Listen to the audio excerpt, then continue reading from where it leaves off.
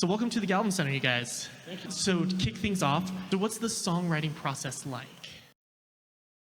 It's not a complicated process, but I usually get an idea from life experiences, and I may have a riff that I've just been jamming, and the two will come together, the lyrics and the riff, or I may just get an idea when the band's just jamming, and I'll go from there. But for the most part, it's an idea, and I'll sit down and go with that idea. To give an idea, my mother passed away 6 years ago, and I should have done it while she was still alive, but we called her the butterfly girl because she was really into butterflies. So I like to fill my mind full of information about butterflies, and I've been doing that for 6 years now. And then I try to incorporate the personality of my mom, along with my family and my relationship to her, and eventually I'll get it out there. I was inspired a lot by my son, who went off to fight in the war over in Iraq. And that was something that inspired me enough that the songs just seemed to flow right on out. And having him come back off, from basic training and come back from the war and share those experiences, it just clicked real quick. Your mind is so just full of information at that moment. And then I'm able to do it that way. But I don't really have a particular process. I guess I could. I've had a lot of training and schooling in songwriting, and it's helpful, but it can also hinder things. It can make you overthink things. You're making it too complicated, and you get to that point where you feel like, I just can't do this. It's too complicated. I'm going the wrong direction. And I think a good song is, as I've known for years, a song tells a story. So if you're out there and you're just chaotic with it, or you're not painting a particular picture, if you're being a Picasso at your song, it may be a little bit hard for the general public to understand it.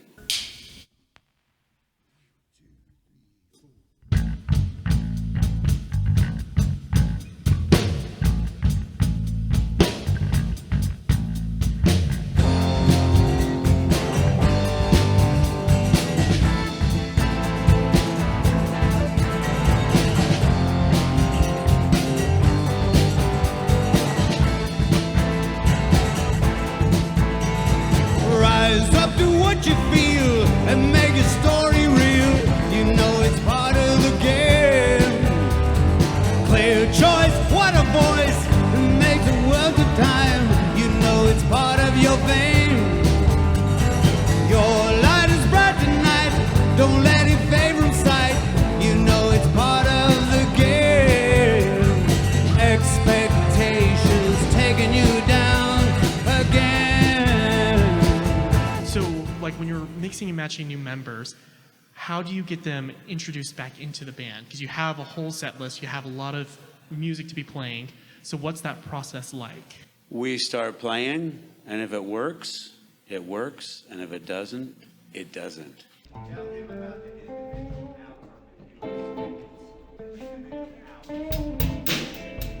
Okay, try taking 7 and 8 and running it to the other side. For me, I relate to this band as B.B. Howe's music. His music is original. Yes. It is, if you listen to the words, I think there's a tremendous amount of depth to that with regard to, it can be anything from a moment in one's life, leaves falling down. He paints pictures with his words that can be seen by just about anybody that listens. Consequently, I feel like a lot of the background and everything is his lyrics. 'Cause I'm still feeling blue. I don't know where to begin.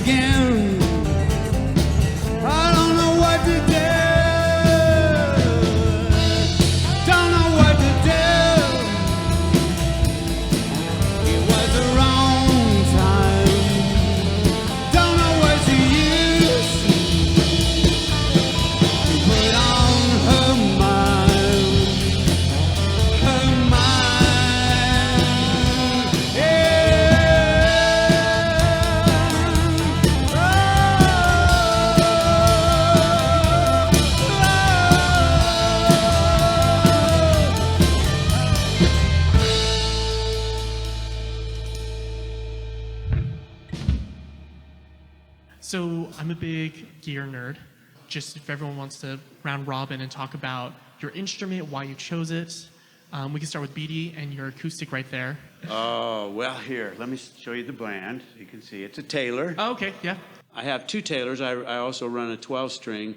This is the new cross bridging on the inside. And from what I understand, these were designed practically by computers. For me, Taylor was a little overpriced for many years, and it really, it wasn't that much better than a Martin. I have Martins as well.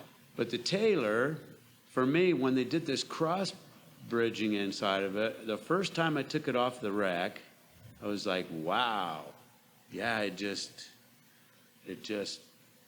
throws it out there. And it's so clean, and it feels good. Years ago, I was talking to a guy, and he was quite an expert in guitars. And I said, well, what's a really great guitar? He says, I'm going to tell you the truth about acoustic guitars. He says, go into the store, take down some, don't look at the price, find one that fits in your hands and feels good to you. And when you find that one that just feels great, buy it. And if the price seems a little bit high to you, that's okay, because it's worth the buy, because it'll feel good to you. And if it feels good to you, you're going to make it sound good to the audience. If you have a guitar and it's uncomfortable, chances are the audience is out there going, oh, that guy he's in trouble. He hates his guitar. You can tell. What about you on bass? Do you feel the same? And then we nerded out about your Mark bass amp, which is light as a freaking feather. Those are crazy, aren't they? Oh my goodness. Those are just nuts. I have heart keys, ampegs, all the goodies you'd ever want as a bass player, right? That thing, Mark bass, makes you a better player. It's that simple, right? The ampeg gives you the growl and everything, but that thing, if you screw up at all, it lets you know about it in a heartbeat. You can hear it, right? You can hear it, especially playing with a band, right? You just hear that, whoa, wrong note, or I didn't intonate that one right, or, I wasn't compressed right, all types of fun stuff. So love that thing, wouldn't trade it for the world. As far as guitars, guitar player by trade, so I have lots of guitars. My working axe is a Ibanez 550. I've used this guitar this is a 1989 model. You'll see my thumb wearing through the body on it right now. It's just older, but I have, even a 6-string Schecter, which I love. It's great for studio stuff. Used to play it live all the time, but kind of works my hand, right? It's got a really wide reach to it. That's a great working axe for anybody. I guarantee. Grab a Sound Gear 550, 350 or above, and I guarantee you will enjoy life. What about you, Harry? You've gone through a few drums in your lifetime? Oh, yeah.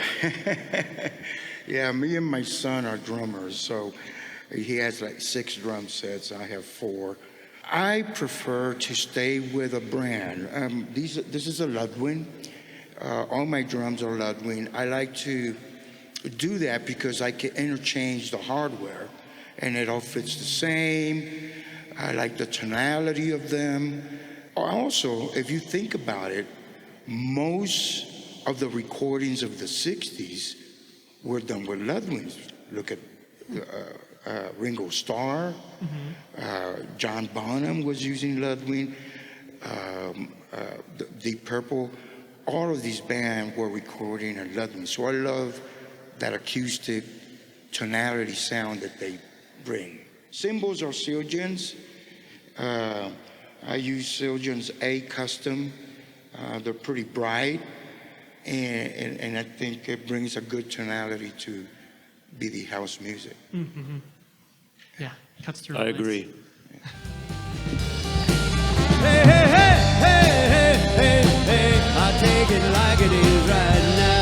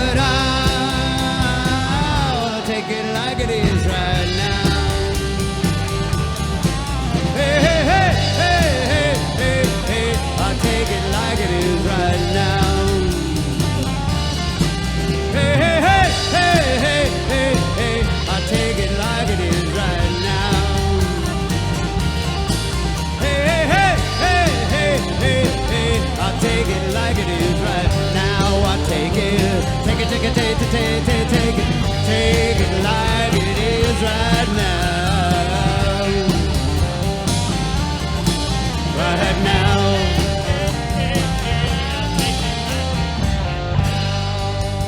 Oh, yeah.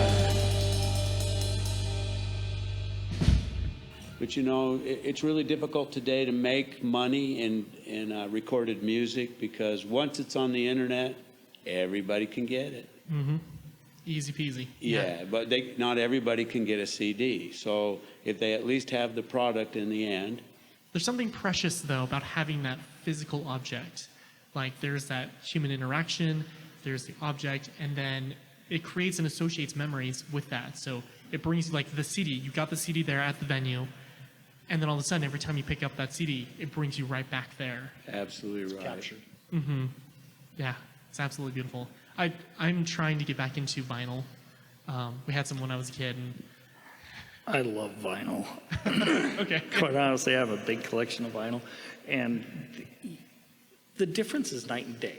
People don't realize the compression that goes on in the world, right? They take songs and just compress the living out of it. You know, if you listen to the same song on vinyl compared to a CD, you kind of go, wow, I can hear the mix in the CD, but if I listen to the vinyl, oh my, the tonality, the spatial difference, the literal highs and lows is far different. It really is. So. And the pops. Yeah, right. You gotta love those now and then, right? So, you know, I'm a big vinyl fan. You know, when CDs first came out, I was huge. I was like, I can put headphones on, I can hear the mix, right? This is awesome. But as you listen to more and more, you kind of realize we're all losing something, right? At the end of the day, we're all losing something. Yeah, it's funny because, like, the world of Spotify has changed how we listen and, like, perceive music. And, you know, everyone has playlists. Everything goes to radio mixes. And so to actually have and sit down and go through a full album and, like, feel the story of that, you know, because you guys do the old school style rocking where the album is a full story. So you sit down and you pop in the CD, you know, you're getting a full experience that's been crafted by the band. And I think that's so beautiful. Thank you. Old school works, man. I was like, you don't need to change it. It's not broken. It works. Like, We for call it Drew, new school now. NU, like the new metal. New metal. School. What do you play? New school. We play Yeah. new school. For me, it's just a pleasant option. Right? Yeah. And it's like, for me, it's really the only option. Like, I love having the crafted story and the details and bringing an experience. It's just part of the art.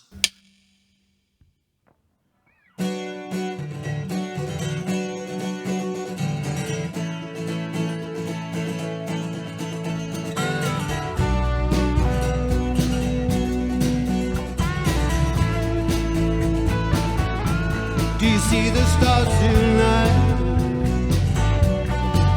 Is that a smile across your face? And you feel the soft wind blow? You lay down on the ground, lay down on the ground, lay down on the ground, lay down on the ground. Lay down on the ground, lay down on the ground.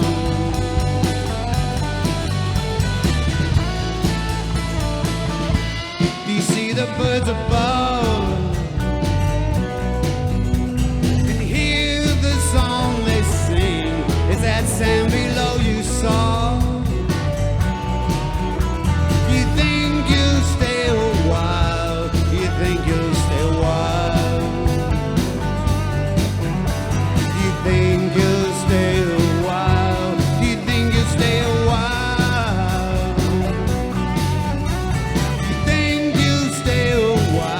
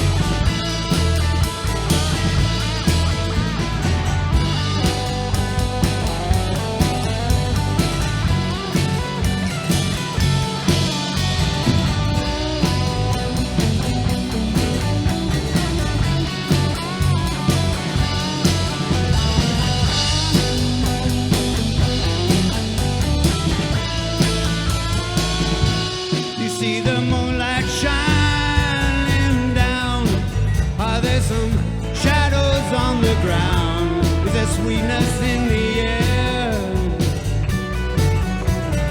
Comfort for your mind, and comfort for your mind.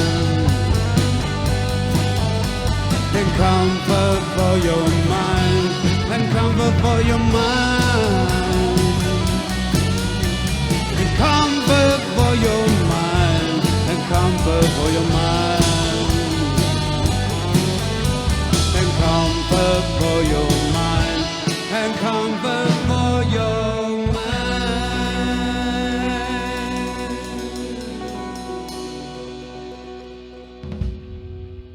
What would you say is like the most defining and healthiest skill or behavior that you guys have developed together? Probably besides communication, because that's always the number one. Discipline Ooh, okay. and hard work, and never take anything for granted, Love it. and appreciate those people you work with, and always try to understand that it's not easy for them. So don't take your negativity out on them. When you come to the gig, realize they're there, they worked hard, and don't let your ego override everything. Try and understand that it's a stage. You've been given the opportunity to play on that stage. So you've earned that. Now go and make people happy. Love it. That's beautiful. Okay, any social media or anything you guys want to plug? I know you've got a full roster for the We've summer. got one thing we've got coming up this summer. We're going to be doing a concert. I can't remember exactly the date. You can check us out online. And that is, we're doing a concert in Draper. We'll also be at the Twilla Arts Festival. We'll be up in Camas and play up in the private, I don't remember the names of all these places. The Ranch. Victoria Ranch? Victoria, is it? We'll be there. We'll be in Sorry, West West. Valley for West Fest. We'll be at the State Fair. We'll be Logan. We'll Logan, pretty we're much doing be a all over the place all Arts Festival summer there. long. So Yeah. please check us Beautiful. out. Check all the social media. We look forward to seeing everybody. Awesome. Thank you guys for being here. Thank you. Thank you very much. You guys have been wonderful. Thank you. Awesome. And that's a wrap.